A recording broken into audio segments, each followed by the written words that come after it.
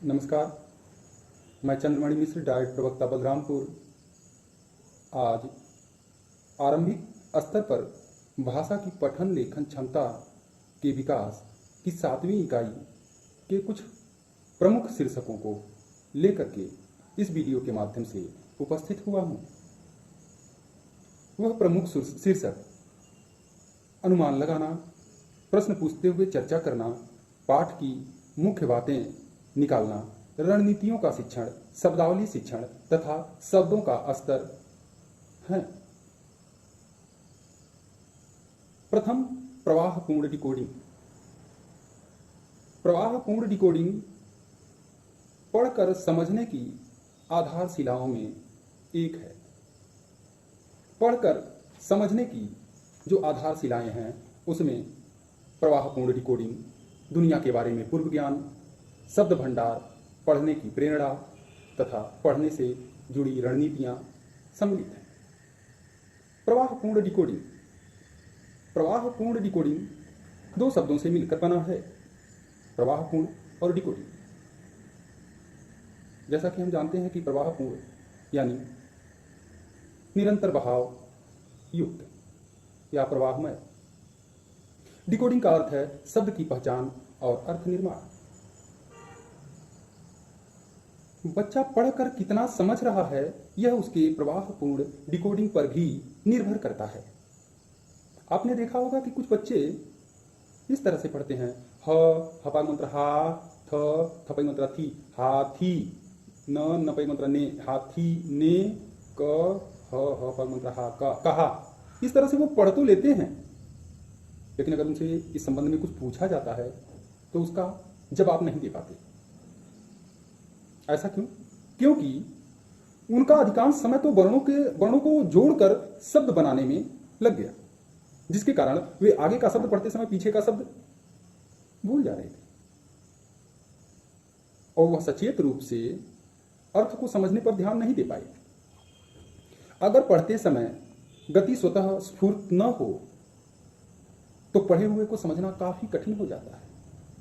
अर्थात पढ़कर समझने के लिए जरूरी है उचित गति और सही पढ़ा जाए।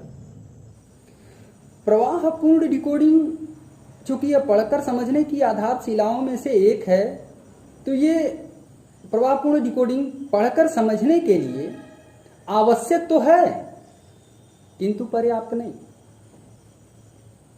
अतः डिकोडिंग के साथ साथ समझ पर भी काम करना जरूरी है। यानी प्रवाहपूर्ण डिकोडिंग और पढ़कर समझने, यह दोनों कौशल एक साथ विकसित होते हैं। इन दोनों का एक साथ एक दूसरे से अंतर संबंधित है। पाठ का अर्थ, जैसे कि पाठ का अर्थ अगर समझ पाएंगे तो बच्चे का पढ़ने का प्रवाह बढ़ जाएगा। पाठ का अर्थ समझ पाएंगे तो बच्चे के पढ़ने का प्रवाह बढ़ जाएगा। और यदि उपयुक्त गति और सही पढ़ पा रहे हैं तो बच्चे अर्थ पर ध्यान देंगे। समझते हुए पढ़ने के लिए जो रणनीतियां हैं, उन रणनीतियों में अनुमान लगाना, चित्र संयोजक बनाना, मानसिक छवियां बनवाना, प्रश्न पूछते हुए चर्चा करना और पाठ की मुख्य बातें निकालना, रणनीतियों का शिक्षण। अनुमान लगाना। अनुमान लगाने का अर्थ होता है कि पाठ पढ़ते हुए अपने ज्ञान और अनुभव के आधार पर यह सोचना कि पाठ में आगे क्या होगा। यह सिखाया भी जा सकता है कि किस प्रकार शीर्षकों, चित्रों और कुछ घटनाओं के आधार पर अनुमान लगाए जाते हैं। एक कहानी है नाव चली, जिसमें चींटी, मेढक, चूहा, गुबरैला, चूजा ये सब पात्र हैं। इसमें घूमने निकलते हैं। इस कहानी से आप बच्चों में, सभी कहानियों से यह तो एक उदाहरण के तौर पर था, अनुमान लगाने के लिए आप प्रेरित कर सकते हैं। यह शिक्षक के ऊपर निर्भर करता है कि किस तरह से वो प्रेरित कर सकता है। अब एक कहानी से संबंधित अगर अनुमान लगाना है तो दो तरह के अनुमान लगाए जा सकते हैं, एक तो पढ़ने से पूर्व और दूसरा पढ़ने के दौरान। पढ़ने से पूर्व पढ़ने से पहले अनुमान के लिए बच्चों से निम्नलिखित प्रश्न पूछिए। वह प्रश्न इस तरह से हो सकते हैं कि शीर्षक से अंदाजा लगाओ कि कहानी में क्या होगा, या फिर चित्र देख करके बताओ कहानी में कौन कौन है, इन चारों जानवरों का आपस में क्या संबंध है, दूसरा चित्र पहले चित्र से कैसे भिन्न है, इत्यादि प्रश्नों को पूछ करके पढ़ने से पहले अनुमान लगा सकते हैं। साथ ही कहानी पढ़ने के दौरान पढ़ने से पहले जो अनुमान लगाए थे बच्चे, वह सही है या नहीं, अपने अनुमान की जांच कर लेंगे। साथ ही नई जानकारी के आधार पर जो अनुमान लगाए थे, अगर वो सही है तब तो ठीक है, अगर नहीं सही है तो जो नई जानकारी प्राप्त हो रही है उस आधार पर नए अनुमान लगाएंगे। उसने जो अनुमान लगाया वो क्यों लगाया, तो इससे गहराई से सोचना और प्रक्रिया देना सीखेंगे बच्चे। इसलिए समझते हुए पढ़ने के लिए जो रणनीति है उसमें यह प्रथम पायदान पर आता है, अनुमान लगाना, प्रश्न पूछते हुए चर्चा करना। शिक्षक जितने ही उच्च स्तरीय प्रश्न पूछते हैं उतना ही बच्चों की सोच, तर्क वितर्क की क्षमता तथा समझने की क्षमता बढ़ जाती है। क्योंकि समझने के स्तर के 3 भाग होते हैं, तथ्य आधारित समझ, अर्थ निर्माण और सम्मिलित समझ। इन तीनों स्तरों के प्रश्नों पर यदि चर्चा की जाए तो समझ अत्यधिक पुख्ता होती है। हमें चर्चा में कैसे प्रश्न पूछने चाहिए? अनुमान लगाने वाले प्रश्न, पूर्व ज्ञान से जुड़े प्रश्न, तथ्य आधारित प्रश्न, निष्कर्ष निकालने वाले प्रश्न, शब्द भंडार से जुड़े प्रश्न। शब्द भंडार से जुड़े प्रश्न ये शब्द की बेहतर समझ और सही उपयोग को बढ़ावा देने के लिए पूछे जाते हैं। शब्द भंडार से जुड़े प्रश्न क्योंकि सही प्रयोग और समझ को बढ़ावा देने के लिए, जैसे एक शब्द तरकीब, अब तरकीब से नया वाक्य बनवा सकते हैं आप, तरकीब से नया वाक्य बनाओ, इस तरह से। फिर आता है विश्लेषण या तर्क वितर्क से जुड़े प्रश्न। पाठ की मुख्य बातें, छोटे छोटे बच्चे से अगर जब कहा जाता है कि पाठ की मुख्य बातें निकालना, तो छोटे बच्चों के लिए निश्चित रूप से कठिन। बच्चे से पूछे पाठ में मुख्यतः क्या दिया गया है, पाठ को छोटा करके बताओ, तो आप देखेंगे बच्चे पूरा पाठ है या तो सुना देंगे, या छोटी छोटी 2-4 बातें सुना देंगे, या फिर पहले कुछ विस्तृत रूप में सुनाएंगे, फिर 2-1 वाक्यों में लपेट देंगे। इस तरह से वो सुनाते हैं। इसलिए शिक्षक को सबसे पहले पाठ की चर्चा करनी चाहिए। पाठ की जब चर्चा करेगा तब वो मुख्य जानकारी छांटने के लिए कहें बच्चों से। इस तरह से बच्चे मुख्य जानकारी निकाल पाएंगे। रणनीतियों का शिक्षण 4 चरण में होता है।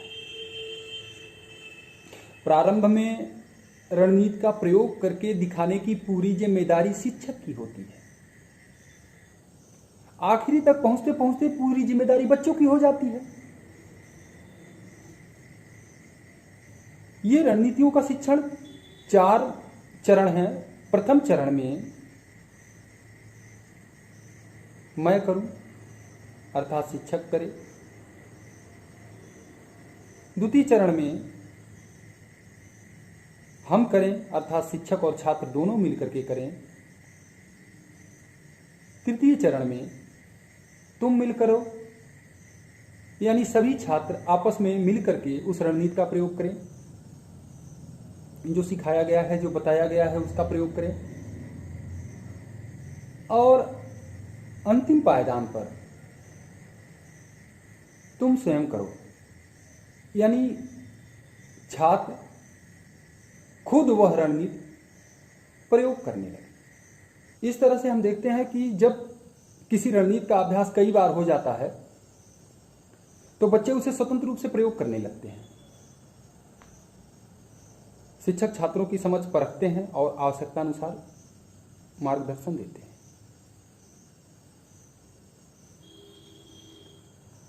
कुछ मुख्य बातें इस प्रकार हैं कि समझते हुए पढ़ने की रणनीतियां छात्रों को सोचने, समझने, तर्क करने, प्रश्न पूछने की क्षमता विकसित करती हैं। समझते हुए पढ़ने में शिक्षक द्वारा छात्रों के साथ चर्चा बहुत महत्वपूर्ण है। उच्च स्तरीय प्रश्न तथ्य आधारित प्रश्नों की अपेक्षा तुलना में तर्क करने में तथा समझने में प्रभावी होते हैं। किसी भी रणनीति के 4 चरण होते हैं, मैं करूं, हम करें, तुम सब मिलकर करो, तुम स्वयं करो। अब हम आते हैं शब्दावली विकास पर। समझते हुए पढ़ने के लिए शब्दावली का विकास। भाषा विशेषज्ञों का मानना है कि किसी भी लेख को समझने के लिए उसके 90% शब्दों को पाठक अगर पहले से जानता हो तो उसे समझ सकता है। आप जानते हैं कि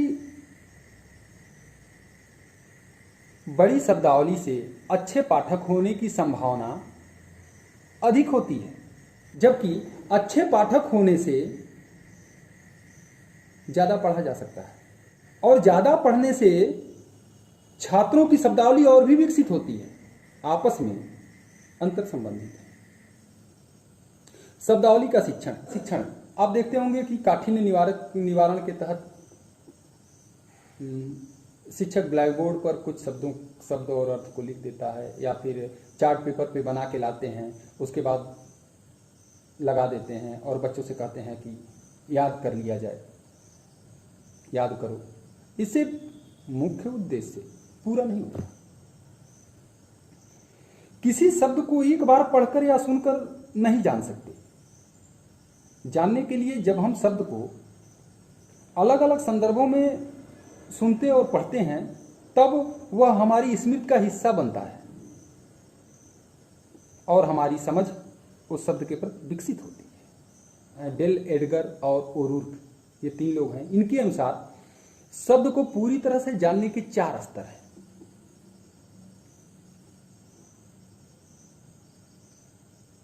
प्रथम, अपरिचित शब्द। जैसे मैंने यह शब्द पहले कभी नहीं देखा। प्रारंभिक पहचान,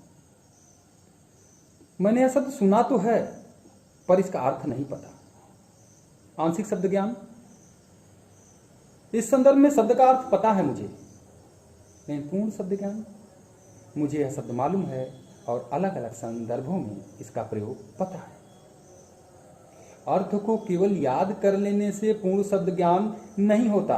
अर्थ के साथ साथ शब्द को किस प्रकार अलग अलग संदर्भों में प्रयोग किया जाता है तथा उनका अर्थ अलग अलग संदर्भों में बदल भी सकता है, यह जानना आवश्यक है। शब्दों का स्तर। शब्दावली शिक्षण के लिए शब्दों को 3 स्तर में वर्गीकृत किया जा सकता है। प्रथम स्तर वह जो बच्चे अनौपचारिक रूप से मौखिक शब्द भंडार के भाग होते हैं, यानी यह कह सकते हैं कि उनको जो आसपास से मिला होता है ऐसे शब्द भंडार, जैसे माँ, पेड़, लड़का, लड़की, किताब, चप्पल आदि। दूसरे स्तर के वे शब्द जो उनके पाठ में तो बार बार आते हैं और उनका प्रयोग बड़े लोग करते हैं। बच्चों की रोज की भाषा में वो शब्द इस्तेमाल नहीं होते, जैसे बलवान, एकांत, किस्मत, कंजूस आदि। इस स्तर के शब्दों को प्रत्यक्ष शिक्षण विधि के द्वारा भाषा की कक्षा में सिखाया जाना चाहिए। अब तीसरे स्तर के शब्दों की बात करें तो ऐसे शब्द जो विषय, खास विषयों से संबंधित तकनीकी शब्द हैं, जैसे सौरमंडल, नैतिकता, इलेक्ट्रॉन, इस तरह के शब्द कक्षा 4 या उससे ऊपर के कक्षाओं में पढ़ाए जाते हैं। बच्चों के शब्द भंडार बढ़ाने के लिए कई सारी गतिविधियां हैं। जैसे अनायास शब्द सीखने के लिए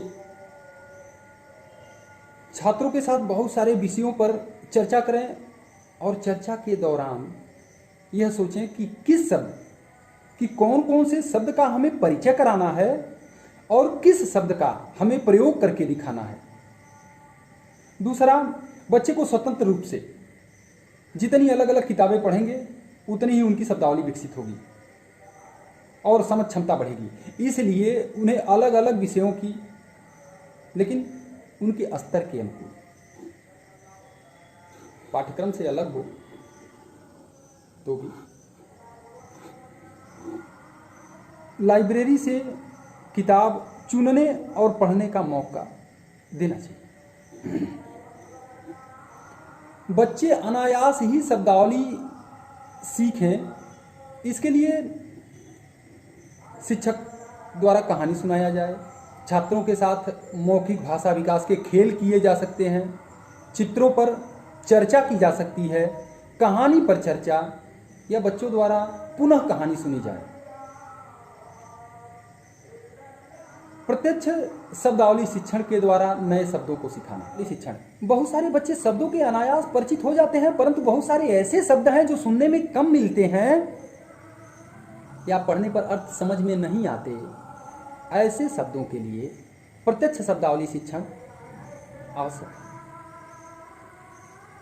जैसे एकांत शब्द, इसके लिए प्रत्यक्ष शब्दावली शिक्षण ही सहायक होगा। शब्दावली शिक्षण के लिए कुछ बातें हैं, जैसे पाठ पढ़ने से पूर्व कुछ चुनिंदा शब्दों पर, कुछ चुनिंदा कठिन शब्दों पर चर्चा कर ली जाए, जिससे वो शब्द उनके लिए अपरिचित नहीं रहेंगे और पढ़ते समय उनका ध्यान नहीं भटकाएंगे। नए शब्दों की सरल व्याख्या की जाए जो उनके पूर्व ज्ञान से जुड़ी हुई। बच्चों को समझाने के लिए अलग अलग संदर्भों में शब्द का प्रयोग किया जाए और शब्द से कई वाक्य बनाए तथा अलग अलग वाक्यों में प्रयोग करने के लिए प्रेरित भी करें बच्चों को। इसके लिए खेल या गतिविधि भी कराई जा सकती है। लेकिन ध्यान रहे, हर बार बच्चे को सीधा अर्थ नहीं बताना है, उन्हें अर्थ का अनुमान लगाना सिखाएं। बच्चे से शब्द के अर्थ का अनुमान लगवाने के लिए बहुत सारी गतिविधियां हो सकती हैं, जैसे कहानी के चित्र देख करके या शब्द को टुकड़े में से घोड़ा गाड़ी, बैलगाड़ी, तो ग्रामवासी, तो शब्द को टुकड़े में तोड़ करके भी या मूल शब्द पहचान कर जैसे अनादर में आदर शब्द, इस तरह से अर्थ का अनुमान लगवाया जाए। मुख्य रूप से हम कह सकते हैं कि समझते हुए पढ़ने में बच्चे की शब्दावली का विकास एक महत्वपूर्ण कारक है। बहुत सी चर्चा के अवसर मिलने पर बच्चे शब्दावली अनायास ही सीखते हैं, परंतु इस पर निर्भर नहीं रहा जा सकता। प्रत्यक्ष शिक्षण में कुछ खास बातें, शब्द का अर्थ किसी पाठ के संदर्भ में सिखाना सबसे ज्यादा लाभदायक रहता है। शब्दार्थ की व्याख्या सरल और बच्चों के पूर्व ज्ञान से मिलनी चाहिए। और जो अभी हमने बताया कि हमेशा बच्चों को सीधा अर्थ बताने की जगह अनुमान लगाना सिखाना चाहिए। धन्यवाद।